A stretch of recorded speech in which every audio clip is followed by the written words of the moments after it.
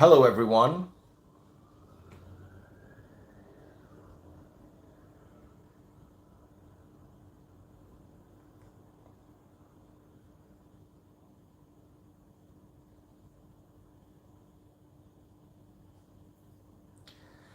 Hello, everyone. I'm going to try to keep this as short as humanly possible. Hello, Ufoma on YouTube. Hello, everyone on Facebook, and all of you on Instagram.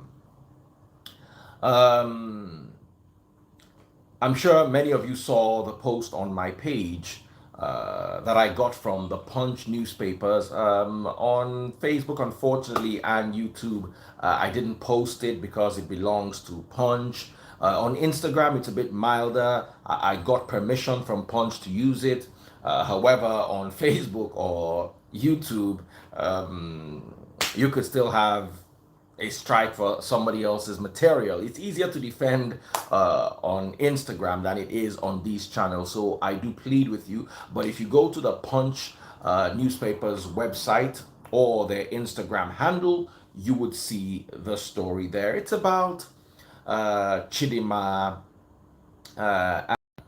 It's about Chidinma asking for forgiveness and appealing to good evening, Mr. Wally.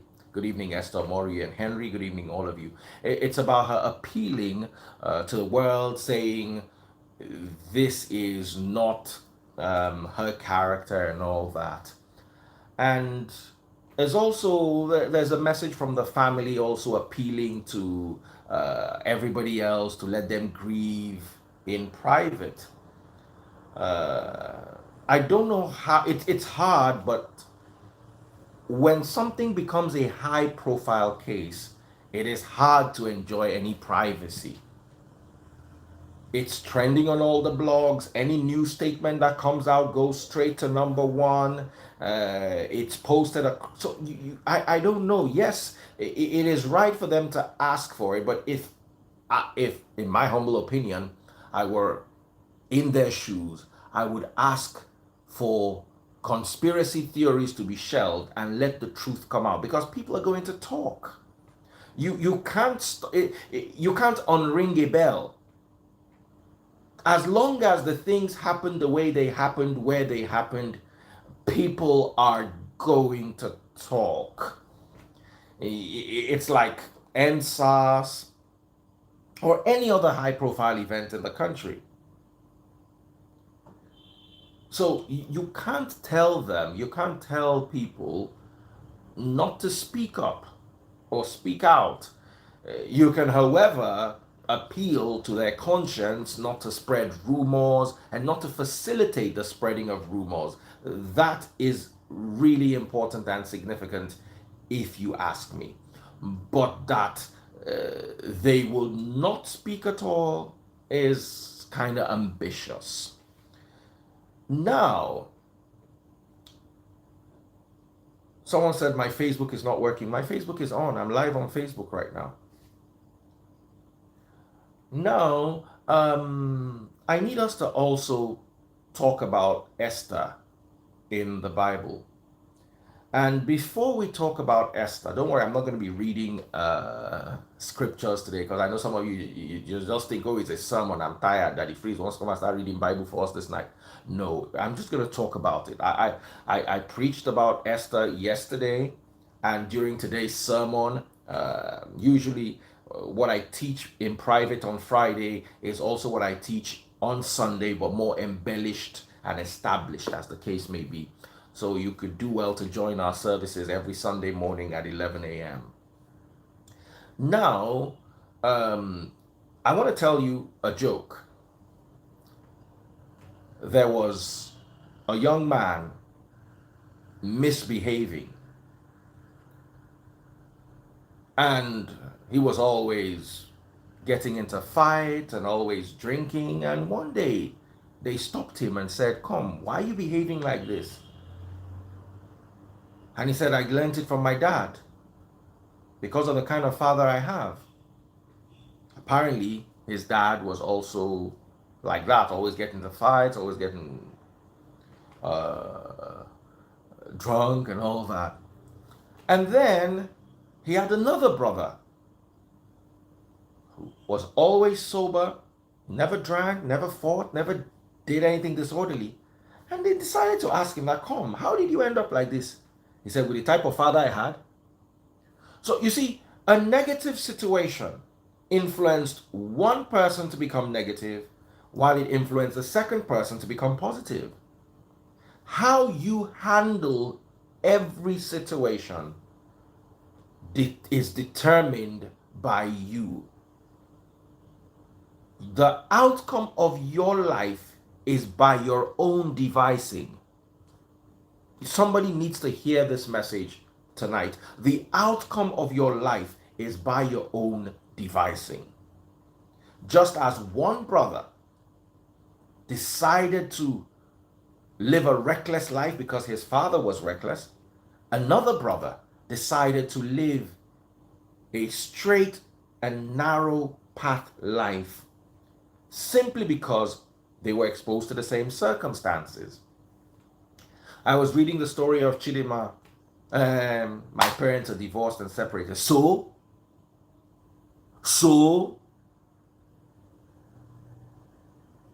all of us that are separated and divorced, our children should now become Chidinmas.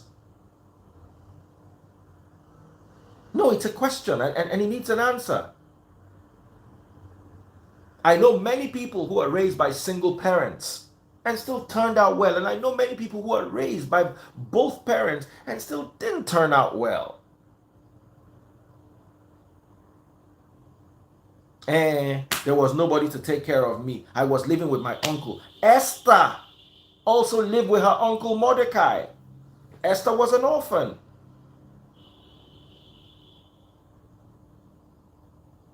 And there was not much money. How much money could Esther have had when her uncle that she was living out was a gate man working at the gate of the palace? How much money did Esther have? First of all, she was not his biological daughter. Secondly, he himself was not much. How much did he have to share with his family, let alone to give Esther? The school fees was not lacking. School fee was lacking. This, that. I'm not saying that those excuses are not valid, but you see how you end up. Chidinma ended up a slave queen. Esther ended up a real queen. And both had similar backgrounds. It's just that Esther's own was slightly worse because Esther was an orphan. She had none of her parents alive. Chidinma's situation was slightly better. She had both parents, we've heard about her father, but they were separated. I hope I'm communicating. So, the way you react to your situation is what determines whether you're going to be a slave queen or a real queen. Esther too went down the Chidinma route. She was given to the king as worst case scenario a concubine, best case scenario one of his wives. The stories are similar. Esther got in there hoping to be one of the lesser wives, but with her character, with her behavior, her loyalty, and all those things that encompassed her, she ended up being the queen.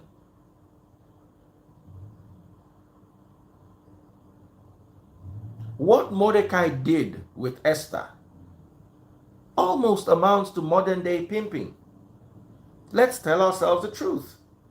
You submit your young niece to go to the king's harem to do exactly what? It is a beauty pageant. How was the king selecting them? By spending the night with them in his private room. Please read Esther chapter 2.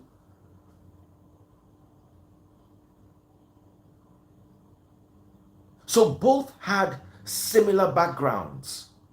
Both were exposed to similar situations. Whether you like it or not, King Xerxes was a rich, middle-aged man. This other gentleman that Chidinma was with might not have been rich as a whole king of Persia and Medes, but he was also wealthy. Person wey dey live for Banana Island no be poor man. CEO of company no be poor man.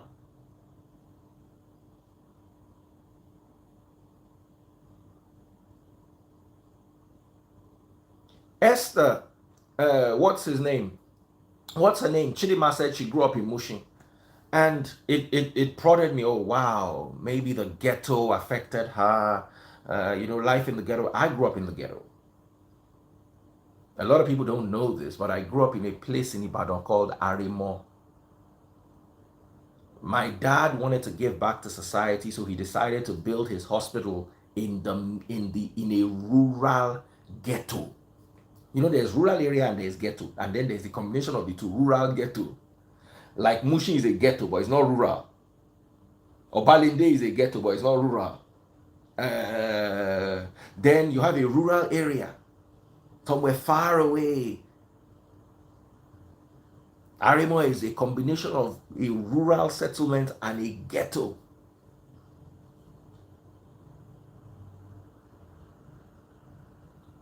And it wasn't easy. Somebody saying times are different. There are people who experience this same Chidinma's problem and are soaring today.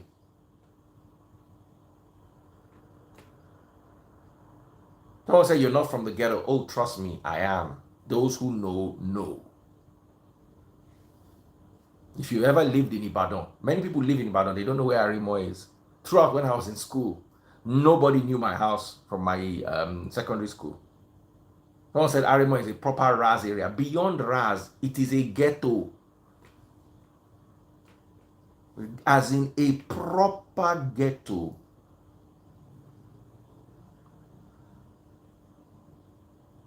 The fact that there are rich people in Arimo does not mean that it's not a ghetto. There are wealthy people everywhere. The Yoruba people say, bí olówó ṣe wà nísàlẹ̀ òṣì, náà ló lòṣì ṣe wà lóde ajé. Now, it's literal. This is one of the beautiful things about language. You can't translate it out of Yoruba and it will make any sense. Ìsàlẹ̀ òṣì is an area in Ibadan. Òṣì means poverty. Ìsàlẹ̀ means down poverty.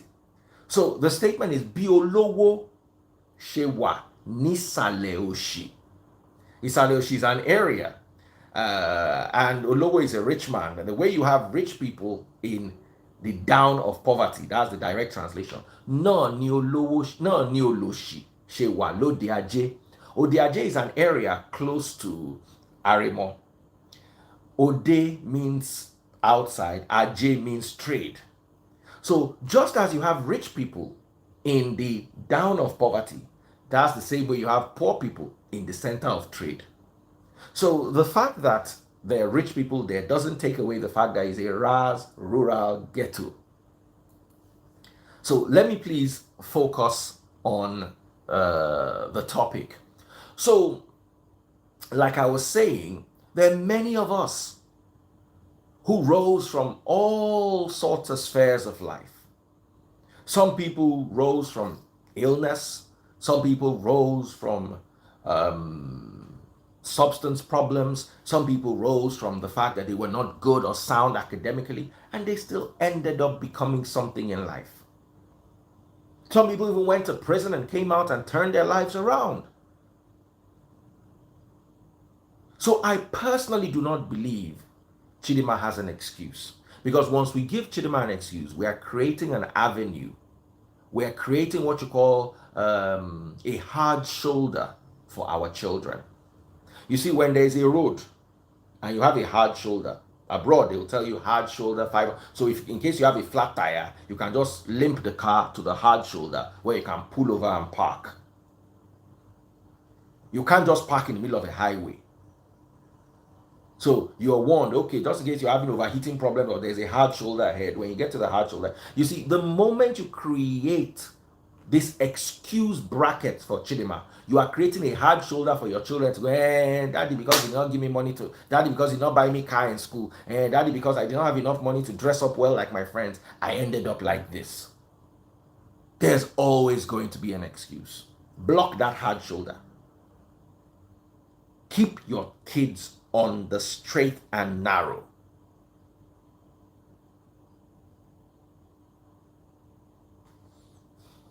Raise your children to be content It's one of the issues I have with the modern Christian society. Instead of raising us to be content, they will tell you, they will put all sorts of motivational speakers. Chidinma wanted to be an actress, wanted to, I was watching it, she wanted to be a rapper, she wasn't particularly doing well in school. You think being a rapper is easy, you just go and grab mic. Let me tell you, sometimes it's easier to go to school than to rap. You people think it's because Davido is doing it and he's successful. Let me not lie to you, I started off as a musician. I never was able to break into the market, so I stuck with radio. It was because of music I went to the radio. I was hoping that working on the radio, I'll be able to get a big break and be able to become a big star. And I worked on the radio in Ibadan, in another ghetto called Bere Makbo. Our radio station was on top of the Makbo Hill. The first time I was tear gassed in my life, it was on top of Makbo Hill. The thugs were getting at each other on the street and police was releasing tear gas. And I remember running into my studio that day, covering my face because of what was happening. So I understand what ghetto life is. I have a friend today. We trade Forex. He also came from my ghetto. He's abroad. If you see the amount of money he brought to trade, you'll be afraid, in tens of thousands of dollars. The ghetto did not stop him from building something out of himself.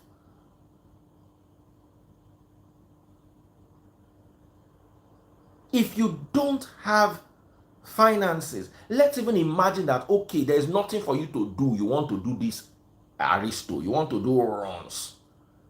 Which one be say you want to go buy the person where you want runs? As in, how does that work? Okay, you want to do runs. Must you join loud inside runs? I'm not judging you for doing runs. I will never support you for any human being for doing runs. I do not believe that a woman has to go down that route.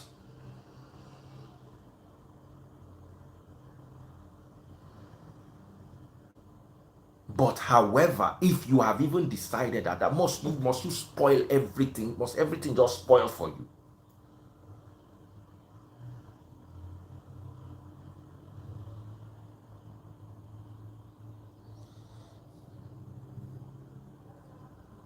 Whether you're raised, but no, look at her name. You see, also when we talk to our children, by the time your child gets to 18, there's little you can do about the child's appearance. There's little you can do. And sometimes we also need to understand that sending your children to a child that is not emotionally mature, going to Unilag or to these schools where the exposure is endless. They just wake up in the morning, they're up to their own devices, they can come and go as they like. Your child can tell you she's going to school, meanwhile she gets on a plane and goes to Abuja for 2 weeks and you don't know. Sometimes it's dangerous. Parents need to get in their children's business. You have a child that is less than 16. Let's start with a child less than 10 should not have a phone. If they have a phone, he should not have a SIM. If he has a SIM, there should not be any password on it. If your child must have a phone at 10, that phone must never have a SIM, and you must lock it to children programs.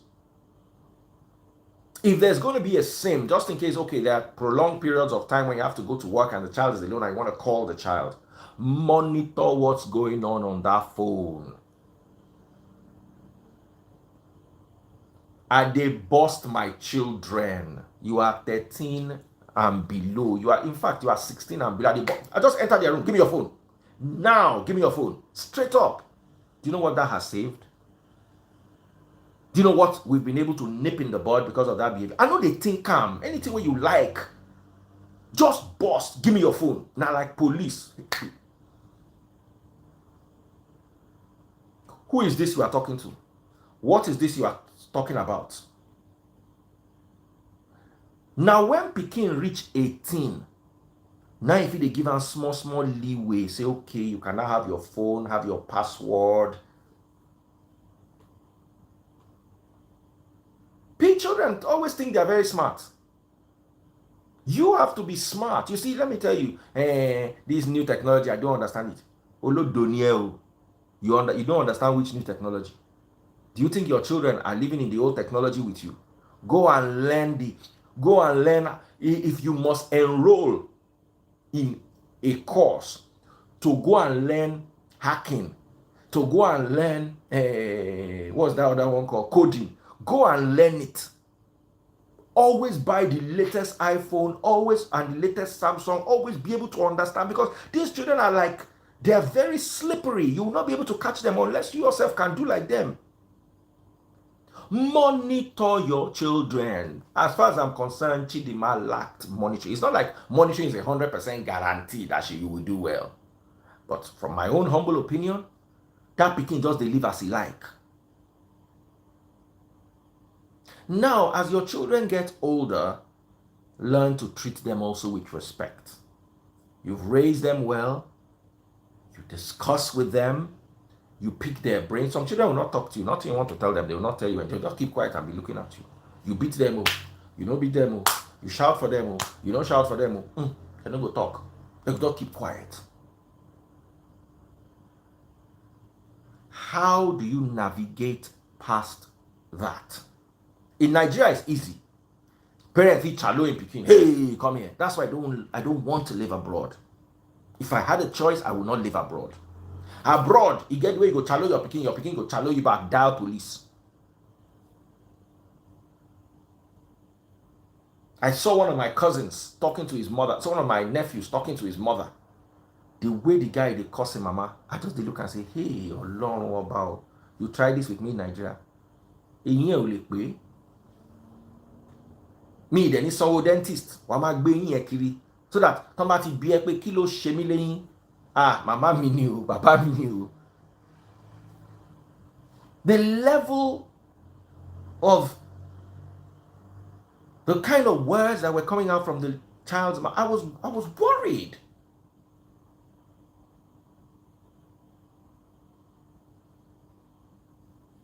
Let me tell you, someone said truth is, let me tell you, bust your child, you enter the room, sneeze the phone, open the phone, see something, that child will talk. Now, because say you know bust and well,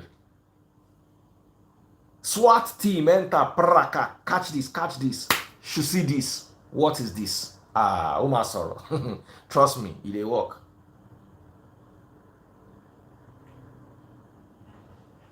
It dey work. You go not catch them. Monitor them. Don't just leave children to their own devices. It's one thing parents do and it's a failure. Abroad is more difficult because children will warn you. Nigeria, I see the way some children are, the way they talk. They get on WhatsApp groups and start talking. Let me ask all of you. Do you monitor your children's WhatsApp groups? Do you monitor their WhatsApp groups? Do you monitor their social media? First of all, if you have a child younger than 16 that has a password on their phone that you don't know, you have failed. First, just accept defeat. Okay, no, I don't fail this one. Say you born Pikin, your Pikin dey less than 16, and your Pikin get password for phone, and you don't know am. That problem you dey find. It's okay for them to have password. Let me tell you, for my children, their social media, that pin, if I give you some tricks, that pin, 2FA, wait till they call them, that two-factor authentication, na me hold am. Once in a while, I could just change their password, log them out of their social media. Just straight up, log them out. They can't access it. Just leave it like that. All their messages go, they accumulate. Before they fit do anything, they are logged out of their own accounts. You now open it. Sit down with them. What are you talking to this one about? What's this? What's this? Explain to me. That kind of one, they don't hook. Messages don't enter. Messages where they don't reply, where they don't feel delete.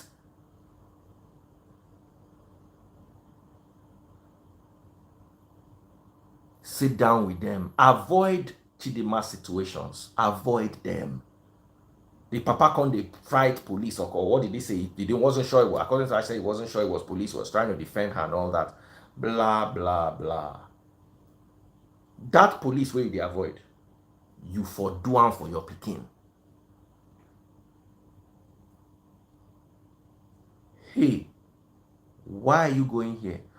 Obviously, the girl obviously has no, I don't know how to put it. Anyway, she's 21. At 21, she's an adult. My mother had me at 21. And by the time she had me at 21, she had a master's in law. Today, my mother is a professor of law. Anytime I call my mom's office and I say, please, may I speak to Mrs. Olarinde? They say, prof is, they will be correcting me that prof is not around. Me, I want to call her and say, I want to speak to mommy. I know my mama has Mr. My mama, they correct me and say, I'm not Mr. I'm Professor. Add it. It's a very important title. It didn't stop my mother from becoming a vice chancellor. It didn't stop my mother from achieving what she's achieved. She was my mother's age, or she is my mother's age when my mother had me. Myself, whether you like him or not, I don't amount to something, leader of a nation, even if the nation is small.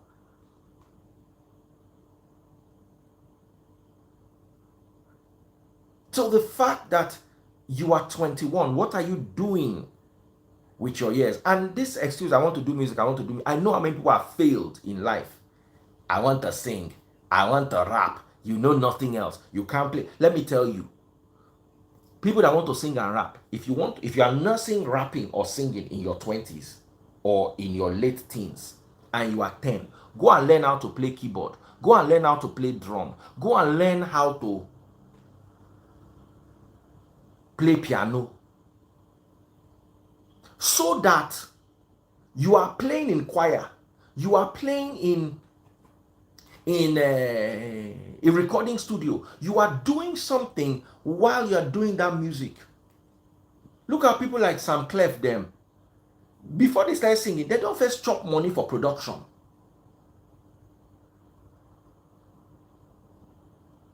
Learn, as Sam Clef did like that. If you no sing again, and he still they manage to they do one production here, one production, he go they chop, he go they feed in family. Let me tell you, some musicians, once their career ends, that's the end. They can't go forward again. Everything don't lock. Learn how to make beats. I have a very close family relation who is a Muslim scholar. His brother taught him how to play guitar. He's one of his uncles.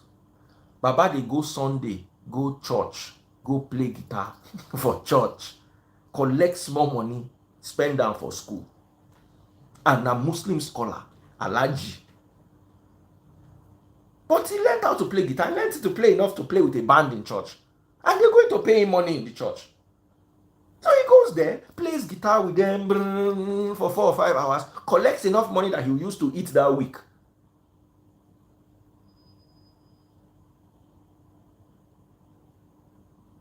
I want to be a musician, I want to be a rapper. It's not about having the idea. You see, let me tell you, what people fall in love with is Davido's lifestyle. Wizkid's lifestyle. Wizkid just bought Lamborghini. Davido just bought Bentley. That's the part of the music. They don't understand the hardcore nitty-gritty of being a musician. The sleepless nights, he stole my song, this song is not going to work, we need 5 million for the video and we only have 200,000 in the account. Nobody's there with you. The day you pull up in the Bentley, say, hey, the video they drive Bentley, me too, I go sing. You see Burna Boy winning Grammy. You don't know the journey to that. Let me tell you, it's easier to become a medical doctor than to win a Grammy. It's easier to become a cardiac surgeon than to win a Grammy. There's a special level of talent you have to have. Skill plus management to get to Grammy. You don't know what Grammy is? Say they nominate you for Grammy. 9B is already something. Come and say you win them. So you are looking at Burna Boy. I think Burna Boy is a normal human being. He is a concoction of talents and good managing and managerial skills behind him.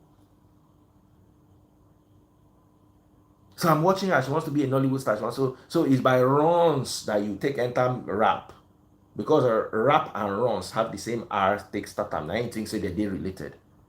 People need to wake up from there. I know people who have failed in life simply because they stuck on this. I want to sing, I want to sing. They don't turn 40. I want to sing, I want to sing. They don't turn 30. I want to sing, I want to sing. They don't get direction for life.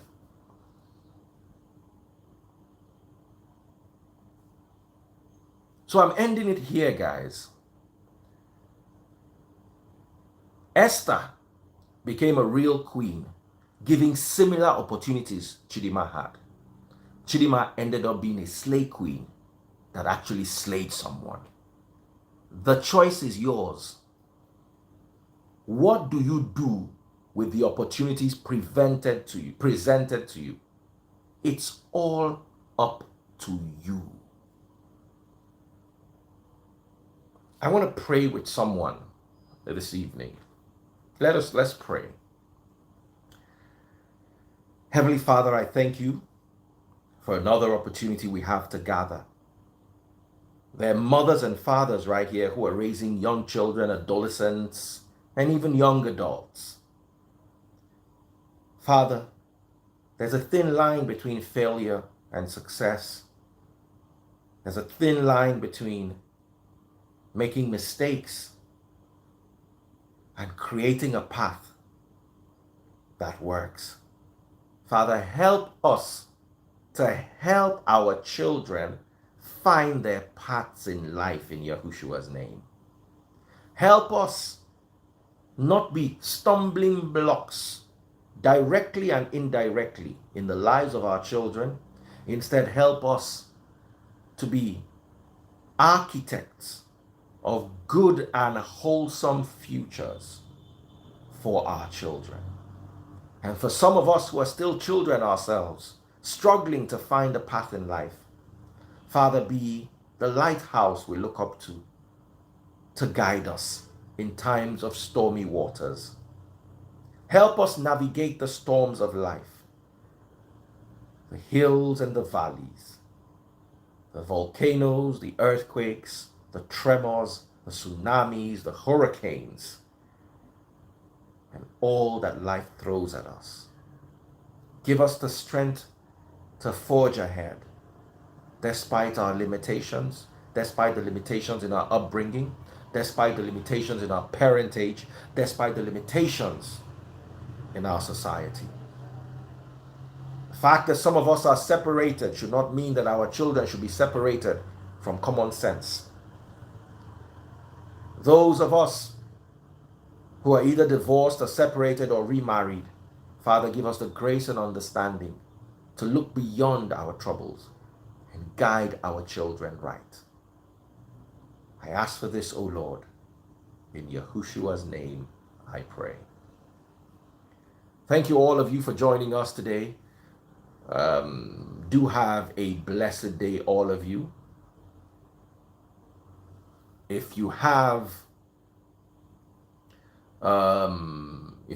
young children or young adults that you're raising right now, be extremely prayerful. Be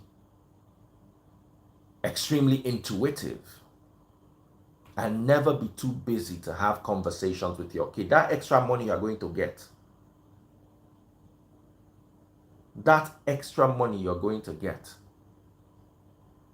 is not going to save your child from the lack of parental care.